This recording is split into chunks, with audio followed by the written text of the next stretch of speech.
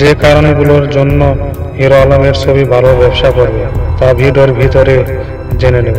ভিডিওতে একটা লাইক দেবেন প্লিজ। আলোচনা সমালোচনার মধ্য দিয়ে মুক্তি পেল হিরো আলমের টোকাই। আমরা জানি গত ঈদে টোকাই ছবি মুক্তি পাওয়ার কথা, কিন্তু হল মালিক ছবি চালানোর আগ্রহ ছিল না, এই জন্য ছবি রিলিজ দেওয়া হয়নি টোকাই।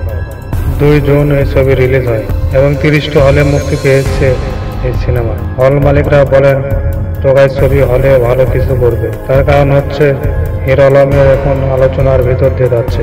দুবাইতে আরব খানের স্বর্ণের দোকান উদ্বোধন করতে গিয়ে তাকে নিয়ে আলোচনা হয়েছে। আরেকটা হচ্ছে নির্বাচন, ওখানে ভালো আলোচিত হয়েছে। টোকাই সিনেমার ট্রেলার ইউটিউবে মিলিয়ন ভিউ হিট করেছে। আর এই সময় বাংলাদেশে নতুন কোনো সিনেমা নাই, তাই কোনো ছবির সাথে পাল্লা দিতে হবে না। আগের থেকে অভিনয়ে অনেক পরিবর্তন এনেছেন বলে জানা যায় হল মালিক থেকে।